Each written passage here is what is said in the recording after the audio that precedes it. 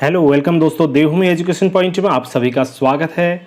दोस्तों इस सीरीज़ में हिंदी, जैसे कि हमने आपसे कहा था, हिंदी हम यहाँ पर लेकर आएंगे, उत्तराखंड आपको पढ़ाएंगे और हम एक नई सीरीज़ स्टार्ट करेंगे जहाँ पर आपको यूटेट के लिए चाइल्ड डेवलपमेंट एंड पेडागोजी भी पढ़ाया जाएगा। तो अभी फिलहाल यहाँ पर हिंदी का हम आज दूसरा वीडियो लेकर आए हैं। दोस्तों इससे पहले मैं आपके लिए वीडियो यहाँ पर अपलोड कर चुका हूँ हिंदी में, हमने शुरुआत कर दी थी। और आज दोस्तों मैंने आपको बताया था संज्ञा जो है हमने फर्स्ट वीडियो डिस्कस किया था। अभी आज हम सर्वनाम डिस्कस करने वाले हैं। तो सर्वनाम के हम प्रत्येक पहलू पर डिस्कस करेंगे, जो जिस तरीके से एग्जाम में पूछा जाता है उन पहलुओं पर हम यहाँ पर डिस्कस करेंगे और बिल्कुल एग्जाम वाले पॉइंट से बताऊंगा। कोई ज़्यादा कहानी और ज़्यादा यहाँ पर बकवास की बातें होने वाली नहीं है, तो हम बिल्कुल फैक्ट पे बात करेंगे। ठीक है, चलिए सबसे पहले दोस्तों सर्वनाम। ठीक है, सर्वनाम का हम शाब्दिक अर्थ समझते हैं। ठीक है, सर्वनाम का शाब्दिक अर्थ समझने के लिए देखिए इसको हम दो भागों में तोड़ देंगे। ठीक है, एक जो पहला भाग हो जाता है वो होता है इसका सर्व हो जाएगा, और दूसरा पीछे अब जब हम इसको दो हिस्सों में तोड़ते हैं तो सर्व और नाम इस तरीके से तोड़ सकते हैं। अब सर्व मतलब होता है क्या? सबका। सर्व मतलब होता है सबका, और नाम मतलब तो होता है नाम ही होता है, यानी कि सर्वनाम का मतलब हुआ कि सबका नाम। ठीक है, अगर हम कहते हैं मैं कहता हूं तो वो मैं का सिर्फ मतलब मैं ही नहीं है। ठीक है, तो मैं मतलब हर कोई मैं कह सकता है अपने लिए। ठीक है, अगर हम किसी को वह कह रहे हैं तो वह जो है कोई भी हो सकता है, हर किसी का हो सकता है। ठीक है, तो यहाँ पर हमने क्या कह रहे हैं तो कि सर्वनाम का क्या मतलब हुआ? सर्वधन नाम। ठीक है, तो सर्वधन नाम को हम सबका नाम करके इस तरीके से हम इसको जो है यूज कर सकते हैं। सर्वनाम का शाब्दिक अर्थ की अगर बात करते हैं तो ये जो है इस तरीके से हमारे सामने आता है।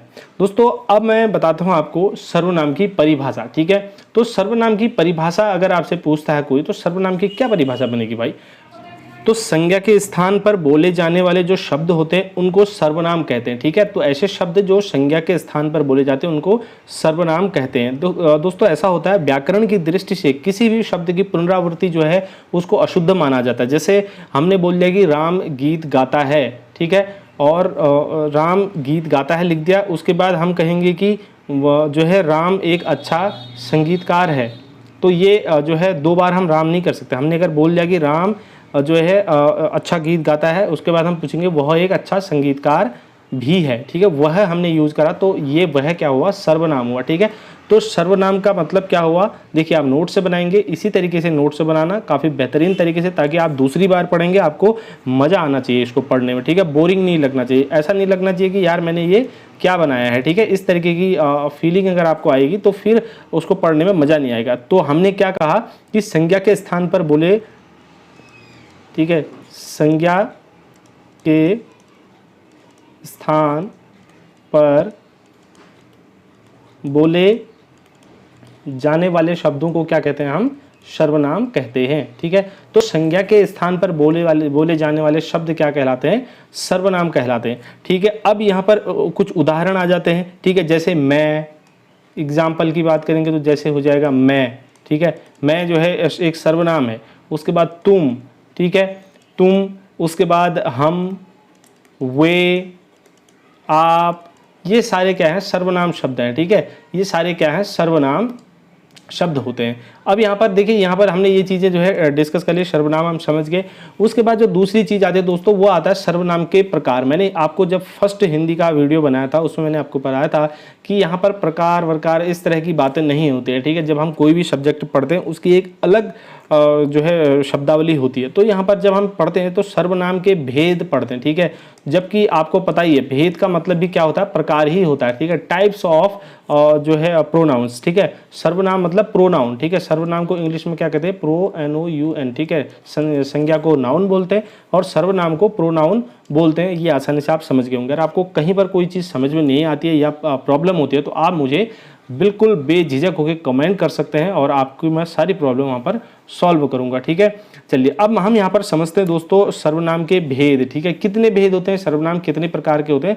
सर्वनाम होते हैं दोस्तों 6 प्रकार के। ठीक है, कितने प्रकार के होते हैं? 6 प्रकार के सर्वनाम होते हैं। देखिए इसमें नंबर 1 होता है पुरुषवाचक। ठीक है, सबसे पहले हम यहाँ पर उनके टाइप देख लेते हैं, फिर आगे हम उसको डिटेल में देखेंगे। ठीक है, नंबर 1 होता है पुरुषवाचक। ठीक है, पुरुषवाचक। और दूसरा होता है निश्चयवाचक। ठीक है, निश्चयवाचक। ठीक है, निश्चयवाचक। और तीसरा होता है दोस्तों अनिश्चयवाचक। ठीक है, अनिश्चय, हम आगे इसको डिस्कस करेंगे। ठीक है, अनिश्चयवाचक सर्वनाम। और चौथे होते हैं दोस्तों संबंधवाचक, ठीक है, संबंधवाचक, ठीक है, संबंधवाचक सर्वनाम। देखिए क्वेश्चन जो है कई बार जो है सीधे भी बना देता है, ठीक है। सर्वनामों के भेद बताइए, मतलब सर्वनाम कितने प्रकार के होते हैं, ठीक है। तो सर्वनाम के कितने भेद है, 6 भेद होते हैं। तो हमने संबंधवाचक सर्वनाम पढ़ दिया।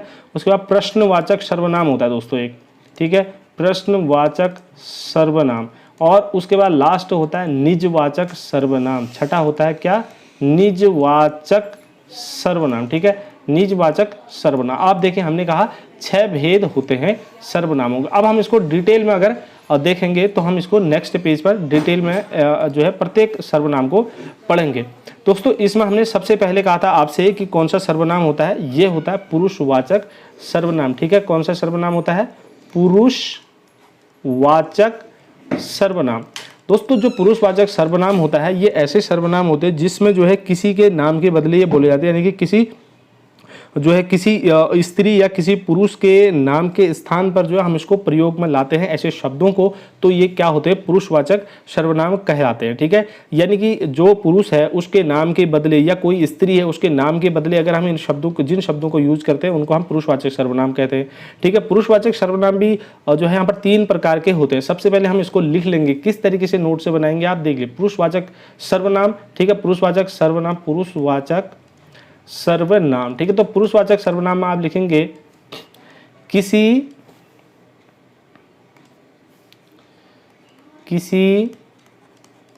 स्त्री या पुरुष के नाम के स्थान, किसी स्त्री या पुरुष के नाम के स्थान पर प्रयुक्त होने वाले शब्दों को क्या कहा जाता है, होने वाले शब्दों को क्या कहते हैं, पुरुषवाचक सर्वनाम, ठीक है। तो किसी स्त्री या पुरुष के नाम के स्थान पर जिन शब्दों को हम प्रयोग में लाते हैं उनको क्या कहते हैं, पुरुषवाचक सर्वनाम कहते हैं। दोस्तों हमने कहा था पुरुषवाचक सर्वनाम जो होते हैं ये भी 3 प्रकार के होते हैं, ठीक है। पुरुषवाचक सर्वनाम कितने प्रकार के होते हैं, 3 प्रकार के होते हैं। देखिए यहाँ पर हम इनके प्रकारों को समझ लेते हैं। 3 प्रकार के ऐसे होते हैं। नंबर 1 होता है दोस्तों उत्तम पुरुष, ठीक है। कौन सा होता है, उत्तम पुरुष, ठीक है। और दूसरा जो होता है वो होता है मध्यम पुरुष, ठीक है, उत्तम पुरुष, मध्यम पुरुष। और जो तीसरा होता है वो होता है अन्य पुरुष, ठीक है। क्या होता है, अन्य पुरुष, ठीक है। अब यहाँ पर उत्तम पुरुष हमने कहा, दूसरा मध्यम पुरुष और तीसरा अन्य पुरुष, ठीक है। तो 3 प्रकार के पुरुषवाचक सर्वनाम होते हैं। उत्तम पुरुष में दोस्तों वो होता है जैसे कोई वक्ता होता है या कोई लेखक है। मान लीजिए मैं आपको पढ़ा रहा हूँ, मेरे सामने कुछ बच्चे बैठे हैं और मैं पढ़ा रहा हूँ, ठीक है। तो मैं जो आऊँगा वो किस में आऊँगा, उत्तम पुरुष में आऊँगा, ठीक है। मैं किस में आऊँगा, उत्तम पुरुष में आऊँगा। और उसके बाद जैसे इसमें कोई लेखक है, मान लीजिए कोई लेखक, आप कोई किताब पढ़ रहे हैं तो उसमें जो लेखक ने लिख रखा है वो क्या आएगा, वो भी किस में आएगा, उत्तम पुरुष में आएगा। इसमें कौन कौन आते हैं, लेखक आता है इसमें, ठीक है। इसमें क्या कौन आता है, वक्ता आते हैं, ठीक है। तो इनमें अगर हम एग्जाम्पल के तौर पर शब्दों की बात करेंगे तो इसमें आ जाएगा मैं, हम, मैंने, हमने, ठीक है, हमारा, ऐसे शब्द इसके अंतर्गत आ जाते हैं, ठीक है। उसके बाद मुझे, मेरा, ये सारी चीज़ जितना मतलब मुझसे लेकर के जितनी चीज़ें होंगी वो सभी जो है किसके अंदर, उत्तम पुरुष के अंतर्गत आएंगे। अगर उसके बाद हम बात करते हैं मध्यम पुरुष की, तो मध्यम पुरुष के अंतर्गत कौन आते हैं, जैसे मैंने कहा कोई भाषण दे रहा है या कोई पढ़ा रहा है तो उसको किसको पढ़ा रहा है भाई, उसके सामने जो बैठे हैं, जो सुन रहे हैं, ठीक है। यानी कि इसमें कौन से आते हैं, जो श्रोतागण होते हैं, ऐसे लोग इसके अंतर्गत आते हैं, ठीक है। यानी कि मध्यम पुरुष के अंतर्गत, ठीक है। या फिर कोई बुक किसी राइटर ने लिखी है वो आ गया उत्तम पुरुष में, और जो उसको पढ़ रहा है वो किस में आता है, मध्यम पुरुष में आता है, ठीक है। तो इसके अंतर्गत अगर शब्दों की बात करें तो इसमें आ जाएगा तुम, आप, ठीक है, तुझे, तुमने, आपने, ठीक है, तुम्हें, आप, जितने भी तुमसे, आपसे संबंधित जितने भी शब्द आते हैं वो सभी किसके अंतर्गत आ जाएंगे, ये सभी मध्यम पुरुष के अंतर्गत आएंगे। उसके बाद लास्ट यहाँ पर को होता है तीसरा प्रकार जो है वो अन्य पुरुष का होता है, यानी कि जिसके विषय में बात हो रही है, जो वहाँ पर उपस्थित नहीं है, ठीक है। एक व्यक्ति है जो पढ़ा रहा है या फिर भाषण दे रहा है या किसी किताब में लिख रहा है, और जो उसको पढ़ रहा है या कोई किसी को सुन रहा है और जिसके बारे में बात हो रही है, ठीक है, वो पहले दो तो इसके अंतर्गत आए थे, जिसके बारे में बात हो रही है लेकिन वो वहां पर उपस्थित नहीं है, ठीक है, तो वो आता है अन्य पुरुष के अंतर्गत, ठीक है। तो यहां पर वह शब्द आ जाएंगे, वह, यह, वे, ये, ठीक है। तो इस तरीके से जो है ये इसके अंतर्गत ये शब्द आते हैं, ये एग्जाम्पल के रूप में है, ठीक है। अब हम कहेंगे इसमें लेखक, वक्ता, श्रोता या पाठक जो होते हैं उन सभी को अगर छोड़ दिया जाए, उसके अलावा जितनी भी चीजें बचती है वो किसके अंतर्गत आ जाएंगी, अन्य पुरुष के अंतर्गत आ जाएंगी, ठीक है। तो इसमें जो है लेखक, मध्यम पुरुष में श्रोता और पाठक आ जाते हैं, और अन्य पुरुष में जो है श्रोता, पाठक, लेखक और वक्ता के अतिरिक्त जो भी होते हैं वो सभी किस में आते हैं, अन्य पुरुष के अंतर्गत आते हैं। चलिए अगला हमने कहा था दूसरा जो प्रकार था वो था निश्चयवाचक सर्वनाम, ठीक है। दूसरा कौन सा प्रकार बताया हमने, निश्चयवाचक सर्वनाम, ठीक है। निश्चयवाचक सर्वनाम, भैया निश्चयवाचक सर्वनाम, देखिए नाम से क्या लग रहा है आपको, निश्चय, ठीक है, किसी चीज को के बारे में जो है निश्चित होना, ठीक है, किसी चीज के बारे में इसमें निश्चित तरीके से बोला जा सकता है। जिन शब्दों से किसी चीज के निश्चित होने की जो है का बोध होता है तो या संकेत होता है तो हम उसको क्या कहते हैं, निश्चयवाचक सर्वनाम, ऐसे शब्दों को कहते हैं, ठीक है। तो इसमें जैसे हम कहेंगे ये मेरी पुस्तक है, ठीक है, ये मेरा घर है, ठीक है, वह मेरी गाड़ी है, तो ये सारे जो है यहाँ पर क्या हो जाएगा, निश्चयवाचक सर्वनाम, ठीक है। जिन शब्दों से इसके परिभाषा में हम क्या लिखेंगे, जिन शब्दों से निश्चयात्मक या निश्चित होने का बोध हो उसे क्या कहते हैं, निश्चयवाचक सर्वनाम कहते हैं दोस्तों, ठीक है। अगर एग्जाम्पल की बात करेंगे तो एग्जाम्पल के अंतर्गत जैसे हम कहेंगे यह मेरा घर है, ठीक है, तो यह क्या है, मेरा घर है भाई, ठीक है, ये निश्चित हो गया, ठीक है, यह क्या है, मेरा घर है। अब हम कहेंगे कि मेरा घर है, ठीक है, तो ये निश्चय नहीं हुआ, तो यहां पर हमने क्या कहा, यह मेरा घर है, ठीक है, तो यहाँ पर जो है ये निश्चित हो गया। इन शब्दों से क्या हमें क्या हुआ, एक किसी भी चीज़ का एक बिल्कुल निश्चित होने का बोध हुआ। वह उसकी मेज है, ठीक है, और ये मेरे हथियार हैं। इस तरीके से कुछ भी जो है इसके एग्जाम्पल में आप ले सकते हैं जिसमें निश्चित शब्दों का बोध होता है। उसके बाद जो तीसरा होता है दोस्तों, इसी का उल्टा होगा, वो होता है अनिश्चयवाचक सर्वनाम, ठीक है, अनिश्चयवाचक सर्वनाम। अब यहाँ पर जो है ऐसे शब्द जिनसे जो है किसी भी चीज़ का निश्चित होने का बोध नहीं होता है, ठीक है, उससे पता ही नहीं चलता है कि ये चीज़ निश्चित है या नहीं है, किसका है या किसके बारे में बात हो रही है, ठीक है, ऐसे शब्दों को हम क्या कहते हैं, अनिश्चयवाचक सर्वनाम कहते हैं। जिन सर्वनामों से किसी निश्चित वस्तु का बोध नहीं होता है तो हम उन्हें क्या कहते हैं, निश्चयवाचक सर्वनाम कहते हैं, ठीक है। ऐसे सर्वनाम, ठीक है, यहाँ पर लिखेंगे आप, ऐसे सर्वनाम जिनसे किसी निश्चित वस्तु का बोध ना हो, ठीक है, या नहीं होता है, उसे क्या कहते हैं, अनिश्चयवाचक सर्वनाम कहते हैं। आप पूरा लिख सकते हैं, ठीक है। एग्जाम्पल के रूप में हम यहाँ पर को क्या एग्जाम्पल दे सकते हैं, कोई आ रहा है, ठीक है।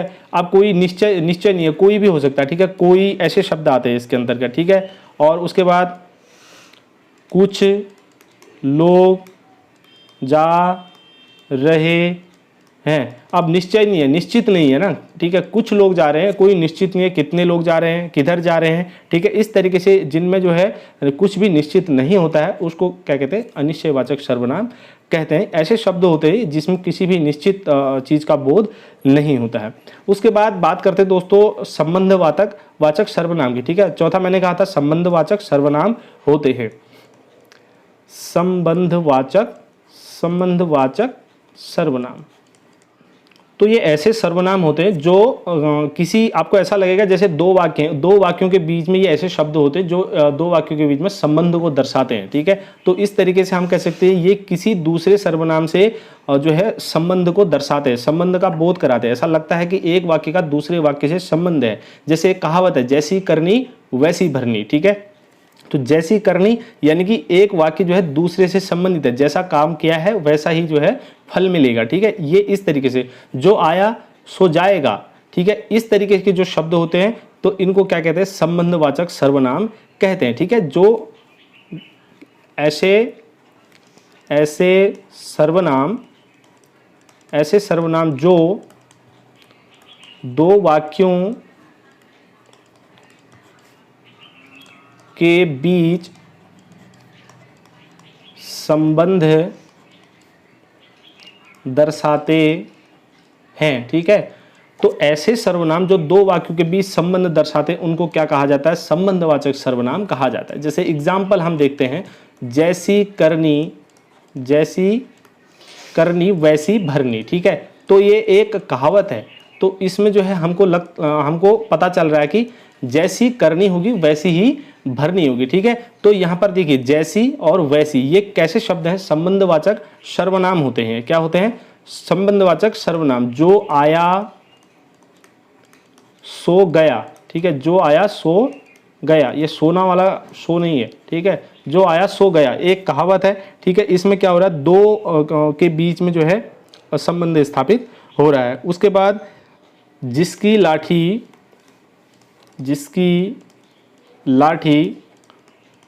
उसकी भैंस। आप देखेंगे इसमें जो मुहावरे होते हैं या जो लोकोक्तियाँ होती हैं वो लगभग जो है संबंधवाचक सर्वनाम के अंतर्गत आती हैं। बहुत सारी आपको लोकोक्तियाँ मिल जाएंगी जो संबंधवाचक सर्वनाम के भीतर देखने को मिलती है, मतलब ऐसे शब्द। ठीक है, तो जिसकी लाठी उसकी भैंस। ठीक है, यहाँ पर इसी तरीके से क्वेश्चन आएगा, आपको इसमें से सर्वनाम पहचानना होगा, इसमें कौन सा सर्वनाम है, तो ये संबंधवाचक सर्वनाम यहाँ से आप देख सकते हैं। ठीक है, उसके बाद पांचवा प्रकार हमने आपको बताया था दोस्तों, यहाँ पर वो है प्रश्नवाचक सर्वनाम। ठीक है, अब भाई जैसे नाम से ही आपको लग रहा है, तो ऐसे सर्वनाम, प्रश्नवाचक सर्वनाम के अंतर्गत ऐसे सर्वनाम आते हैं जिनका उपयोग हम किस लिए करते हैं, प्रश्न को पूछने के लिए करते हैं। ठीक है, तो ऐसे सर्वनाम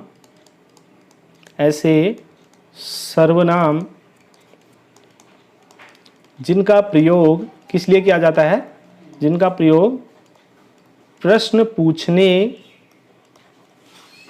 के लिए किया जाता है। ठीक है भाई, ठीक है, ऐसे सर्वनाम जिनका प्रयोग प्रश्न पूछने के लिए किया जाता है इनको क्या कहते हैं, प्रश्नवाचक सर्वनाम कहते हैं। या फिर हम ऐसे भी इसको समझ सकते हैं, प्रश्न करने के लिए जिन सर्वनामों का प्रयोग किया जाता है उन्हें प्रश्नवाचक सर्वनाम कहते हैं। जैसा आपको सही लगता है वैसा आप लिख लीजिए। ठीक है, जैसा सरल लगता है।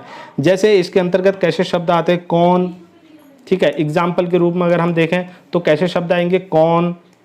ठीक है, कौन, क्यों। ठीक है, ऐसे शब्द आते हैं इसमें। जैसे इसके एग्जाम्पल उदाहरण देखेंगे तो उसमें आया कौन आया था। ठीक है, क्या लिखेंगे हम, कौन आया था। ठीक है, वह क्या कह रहा था। ठीक है, ये इस तरीके से आप अगर इसको एक बार आसानी से समझ जाएंगे अच्छे से कॉन्सेप्ट को पूरे, तो कभी नहीं भूलेंगे। ठीक है, और यहाँ से क्वेश्चन बनते हैं। अभी यहाँ पर आपको इजी लगेगा ये चीज़ देखने में, लेकिन जब एग्जाम में आते हैं वहाँ पर को दिमाग घूम जाता है। ठीक है, तो यहाँ पर प्रश्नवाचक सर्वनाम जैसे कौन है और क्या है, ये कैसे शब्द होते हैं, ये प्रश्नवाचक सर्वनाम के सर्वनाम होते हैं। ठीक है, ऐसे शब्द जिनसे प्रश्न करने के लिए जिनको हम उपयोग में लाते हैं। ठीक है, चलिए उसके बाद लास्ट जो सर्वनाम आता है दोस्तों वो है निजवाचक सर्वनाम। ठीक है, क्या निजवाचक सर्वनाम। मैं हमेशा आपसे कहता हूं अगर कोई चीज़ आपको समझ में नहीं आती है तो उसके शाब्दिक अर्थ को समझने के लिए सबसे पहले उसको तोड़ने की कोशिश करो। ठीक है, यहाँ पर निज देखेंगे आप, पहले वाले शब्द को देखें, अगर हम इसको तोड़ेंगे तो निज माने क्या होता है, अपना। ठीक है, निज माने अपना होता है, मेरा होता है। ठीक है, यानी कि अपने आप कोई चीज़, किसी ऐसे सर्वनाम जो स्वयं के बारे में बताते हैं। ठीक है, खुद के बारे में बताते हैं, तो ऐसे सर्वनाम को क्या कहते हैं, हम निजवाचक सर्वनाम कहते हैं। बिल्कुल आसान भाषा में, बिल्कुल सरल तरीके से इसको किसी भी चीज़ को समझने की आप कोशिश करेंगे। इसके अंतर्गत कैसे शब्द आते हैं, अपने आप। ठीक है, खुद, स्वयं। ठीक है, ऐसे शब्द इसके अंतर्गत आते हैं निजवाचक। जैसे एग्जाम्पल के तौर पर हम देखेंगे, मैं स्वयं ही गणित पढ़ लूँगा। ठीक है, एग्जाम्पल में मैं स्वयं ही गणित पढ़ लूँगा। चलिए सबसे पहले इसकी थोड़ा परिभाषा पर देख लेंगे। जो है निजवाचक सर्वनाम किसे कहेंगे, ऐसे सर्वनाम जो स्वयं के बारे में बोध कराते हैं। ठीक है, स्वयं के बारे में बोध कराते हैं या बात करते हैं। ठीक है, ये कुछ भी आप इसको बना सकते हैं। आसान भाषा में याद नहीं करना है, खुद परिभाषाएं बनानी है। ठीक है, तो उस चीज़ को समझना है और उस हिसाब से नोट्स बनाने हैं। नेक्स्ट टाइम जब पढ़ेंगे आप खुद के बनाए हुए नोट्स को तो मज़ा आएगा पढ़ने में। ठीक है, तो यहाँ पर अब एग्जाम्पल के रूप में देखेंगे। ठीक है, एग्जाम्पल में आ जाएगा मैं स्वयं ही गणित पढ़ लूँगा। ठीक है, मैं स्वयं ही गणित पढ़ लूँगा। आप देखिए यहाँ पर स्वयं आ गया। ठीक है, ये ऐसे शब्द हैं जिनको निजवाचक सर्वनाम कहते हैं। ठीक है, मैं अपने आप, मैं स्कूल खुद ही चला जाऊँगा। ठीक है, खुद ही चला जाऊँगा, तो मैं स्कूल खुद ही चला जाऊँगा। ठीक है, मैं स्वयं ही जो है डांस सीख लूँगा। कुछ भी ऐसी चीज़ें आती हैं, यानी कि खुद, स्वयं, तो ऐसे शब्द जहाँ पर आएंगे उन सभी को वो क्या होते हैं, निजवाचक सर्वनाम के शब्द होते हैं। ठीक है, जैसे स्वयं, खुद, ठीक है, अपने आप। ठीक है, तो ये सभी क्या होते हैं, निजवाचक सर्वनाम के शब्द होते हैं। तो हमने यहाँ पर सर्वनाम के सभी भेदों को डिस्कस कर लिया। 6 के 6 भेद हमने डिस्कस कर लिए। उसके बाद सर्वनाम का पद परिचय, जैसे हमने फर्स्ट में संज्ञा पढ़ा था, संज्ञा का पद परिचय पढ़ा था, तो उसी तरह से जो सर्वनाम होते हैं, सर्वनामों का भी पद जो है होता है दोस्तों, पद परिचय। ठीक है, पद परिचय, क्योंकि ये बहुत ज़रूरी है, ये एग्जाम में पूछा जाता है, यहाँ से क्वेश्चन बनते हैं। ठीक है, तो पद परिचय मतलब जो उसमें पद आया है, जो वाक्य है, उसमें उसका परिचय देने के लिए ये चीज़ होता है। जैसे मैं गीत गाता हूँ। ठीक है, तो इसमें सर्वनाम कौन सा है, ठीक है, मैं इसमें सर्वनाम हुआ। ठीक है ना, तो इस मैं का पद परिचय देना पड़ेगा। ठीक है, तो जो अंडरलाइन शब्द है इसमें पद परिचय देना, पद परिचय अगर देना है, संज्ञा का पद परिचय देने के लिए मैंने आपको बताया था कैसे उसका पद परिचय दिया जाता है। उसके बाद हम यहाँ पर बात करने वाले हैं सर्वनाम का। तो दोस्तों सर्वनाम में जो है पद परिचय देने के लिए सबसे पहले बताना पड़ता है ये क्या है, मैं क्या है। ठीक है, ये क्या है, संज्ञा है, सर्वनाम है। तो सर्वनाम है तो सबसे पहले एक कौन सा सर्वनाम है या क्या है। ठीक है, क्या है। ठीक है, जो पद होते हैं मैं वो बता रहा हूँ आपको। नंबर 1 जो है आपको बताना है क्या है, संज्ञा है, सर्वनाम है। ठीक है, ये हर किसी में आप जब पद परिचय देंगे उसमें आपसे पूछा जाएगा तो क्या है, ये संज्ञा है, सर्वनाम है, क्या है करके। ठीक है, और दूसरा जो आता है दोस्तों, उसमें अगर मान लीजिए ये सर्वनाम है, ठीक है, तो सर्वनाम है तो उसका भेद आपको बताना पड़ेगा। ठीक है, तो सर्वनाम है तो उसका भेद बताना पड़ेगा। ठीक है, प्रकार, इसको प्रकार भी लिख सकते हैं। और तीसरे नंबर पे दोस्तों उसका भी अगर कोई अन्य प्रकार है तो वो आपको बताना पड़ेगा, नहीं है तो फिर आप नेक्स्ट में जाएंगे, किस में जाएंगे, उसके लिंग। ठीक है, उसका लिंग आपको बताना पड़ेगा उस वाक्य के अनुसार। ठीक है, उसके बाद चौथे नंबर में दोस्तों आपको वचन बताना पड़ेगा। ठीक है, ठीक है, उसके वचन से इंट्रोड्यूस करना पड़ेगा। उसके बाद 5वें नंबर में कारक बताना पड़ता है। ठीक है, कौन सा कारक उसमें है। और 6ठे नंबर में आपको बताना पड़ता है क्रिया, जो भी क्रिया हो रही है उस क्रिया का जो है संबंध, क्रिया का संबंध। ठीक है, किसके साथ, किसके साथ क्रिया का संबंध है, संबंध है। ठीक है, लिखने में गड़बड़, तो ये क्रिया के साथ संबंध बताना पड़ेगा। तो अब हम देखिए वाक्य को अब यहाँ पर बनाते हैं। देखिए इसने बोला है कि मैं का हमको बताना है। ठीक है, तो मैं इसमें जो है क्या है, मैं जो है एक सर्वनाम है। ठीक है, मैं क्या है, एक सर्वनाम है, हमने सर्वनाम लिख दिया। ठीक है, अब सर्वनाम का भेद कहेंगे हम। ठीक है, सर्वनाम है तो उसका हमको भेद बताना पड़ेगा। तो कौन सा है ये भाई, मैं जब बात हो रही है तो हमने क्या कहा, पुरुषवाचक। ठीक है, किसी स्त्री या पुरुष के बारे में जो बताता है उसको पुरुषवाचक सर्वनाम कहते हैं। तो ये कैसा सर्वनाम है, पुरुषवाचक सर्वनाम। ठीक है, पुरुषवाचक सर्वनाम है तो इसके 3 होते हैं, जैसे उत्तम पुरुष, मध्यम पुरुष और अन्य पुरुष। हमने अभी आपसे बात किया था उस समय। तो ये पुरुषवाचक में दोस्तों जो मैं होता है, तो मैं क्या होता है, उत्तम पुरुष होता है। ठीक है, तो उत्तम पुरुष होता है। अब यहाँ पर को 2 की जगह पर यहाँ पर को एक और आ जाएगा, उत्तम पुरुष। उसके बाद लिंग आ जाता है, तो लिंग क्या है, पुल्लिंग है। ठीक है, अगर वाक्य आप पढ़ेंगे तो उसमें मैं गाता हूँ, तो ये पुल्लिंग है। उसके बाद वचन की बात करेंगे तो एक वचन है, मैं जो है क्या है, एक वचन है, बहुवचन तो नहीं है ना, बिल्कुल एक वचन है। उसके बाद कारक, देखिए कारक कैसा है, कर्ता कारक है, ठीक है, यानी कि मैं क्या कर रहा है, गाने का कार्य करता है, तो क्या हो जाएगा, ये कर्ता कारक होगा, ठीक है। और उसके बाद क्रिया कर्ता संबंध, ठीक है, क्रिया का कर्ता से क्या संबंध है, तो कर्ता क्या कर रहा है, गाने क्रिया का कर्ता, ठीक है, तो उससे संबंध आपको बताना पड़ेगा। तो इतनी चीज़ें होती है, अगर पद परिचय आपको सर्वनाम का देना है तो इतनी चीज़ें आपको उसमें बतानी होती है, ठीक है। कोई भी सेंटेंस अगर आपको मिलता है तो उसका पद परिचय ऐसे ही होगा सर्वनाम का, ठीक है। कोई भी सेंटेंस आपका अगर मिलता है, अगर जैसे मैंने आपको संज्ञा बताया था, संज्ञा का पद परिचय कैसे होता है वो भी मैंने आपको वहाँ पर को बताया था, ठीक है। चलिए उसके बाद दोस्तों एक चीज़ मैं आपको बता देता हूँ, जैसे जो सर्वनाम होते हैं, सर्वनाम में वैसे आपको पता है कारक जो होते हैं, कारक कितने होते हैं या विभक्ति जो है 8 प्रकार की होती है, ठीक है। तो यहाँ पर जो सर्वनाम होते हैं, ठीक है, सर्वनाम, तो सर्वनामों में ये कारक जो होते हैं कितने प्रकार के होते हैं, 7 ही जो है कारक इसमें होते हैं, यानी क्योंकि इसमें जो है जो एक होता है, ठीक है, माइनस हो जाता है, क्योंकि इसमें संबोधन कारक नहीं होता है, किसमें, सर्वनाम में, ठीक है। संबोधन कारक इसमें क्या होता है, नहीं होता है, ठीक है। इसकी वजह से एक यहाँ पर माइनस हो जाता है और कुल कितने बच जाते हैं, 8 में से एक माइनस हो जाए, ये 7 बच जाते हैं, ठीक है। तो यानी कि प्रश्न कैसे आता है कि मतलब कुल 7 कारक ही किस्म होते हैं या 7 विभक्तियाँ किस्म होती है, तो सर्वनाम में जो है केवल 7 होती है, या संबोधन कारक किस में नहीं पाया जाता है, तो ये सर्वनाम में नहीं पाया जाता है। इम्पोर्टेंट है क्योंकि परीक्षा में बहुत बार ये क्वेश्चन आया हुआ है, ठीक है। तो यहाँ से यही इंपॉर्टेंट चीज़ें निकल के आती थी जो मैंने आप लोगों से डिस्कस कर दी है। और एक चीज़ और इम्पोर्टेंट थोड़ा सा यहाँ पर ध्यान आ रहा है दोस्तों, ये है कि अगर जैसे हमने कहा कि जो सर्वनाम होता है वो किसके बदले में बोला जाता है, वो नाउन के बदले में बोला जाता है। ये नाउन मतलब संज्ञा के बदले में बोला जाता है, ठीक है। जैसे राम श्याम कहते हैं तो उसके बदले में हम वह यह ऐसे बात करते हैं, तो ये संज्ञा के बदले में हो जाता है। कभी कभी ऐसा होता है सेंटेंस में दोनों चीज़ एक साथ आती है, ठीक है, संज्ञा और सर्वनाम, ठीक है, संज्ञा भी आ गई और सर्वनाम भी एक साथ आ जाते हैं सेंटेंस में, ठीक है।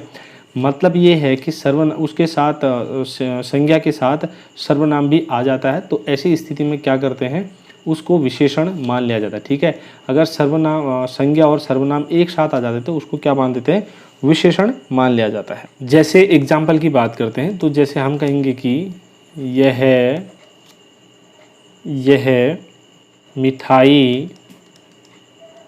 मिठाई कैसी है, ठीक है, हमने बोला ये मिठाई कैसी। अगर हम यहाँ पर यह देखेंगे तो क्या हो जाएगा, देखिए यहाँ पर मिठाई जो है क्या है, संज्ञा है, और उसके बाद यह है, इसका सर्वनाम होना चाहिए था यहाँ पर, लेकिन अगर दोनों एक साथ आते हैं, इसके साथ संज्ञा के साथ अगर सर्वनाम आता तो हम इसको क्या पढ़ते हैं, यहाँ पर को विशेषण पढ़ते हैं, ठीक है, ये होता है विशेषण, ठीक है। जैसे अगला एग्जाम्पल है, यह किताब कैसी है, ठीक है, तो ये किताब जो है कैसी है, किताब क्या है, वहाँ पर को संज्ञा है और उसके साथ यह जो होता है वो सर्वनाम होता है, लेकिन उसका यूज़ क्या होता है, विशेषण होता है, क्योंकि वो संज्ञा के साथ आया हुआ है। थोड़ा सा इम्पोर्टेंट है, क्या पता कहीं पर पूछ लिया जाए, अगर कोई सर्वनाम जो है संज्ञा के साथ वाक्य में प्रयुक्त होता है तो वो क्या होता है, ठीक है, तो वो क्या हो जाता है, विशेषण हो जाता है। इस शब्द को ध्यान रखना, बस ये वाली लाइन याद रखना, और बाकी इंपॉर्टेंट कुछ भी नहीं है, ठीक है। तो दोस्तों इस वीडियो में इतना ही है, क्योंकि जितना भी ये सर्वनाम से होता था हमने यहाँ पर डिस्कस कर लिया इंपॉर्टेंट चीज़ें। और अगर आपको वीडियो में कहीं पर भी कोई दिक्कत परेशानी या कोई चीज़ आपको क्लियर नहीं हो पाई है तो आप ज़रूर बताना। मेरे साथ पूरे सेशन में बने रहने के लिए आप सभी का धन्यवाद दोस्तों। और वीडियो को संभवतः आपने लाइक कर ही दिया होगा, और फिर अगले वीडियो में मिलेंगे, तब तक ढेर सारी शुभकामनाएं, धन्यवाद।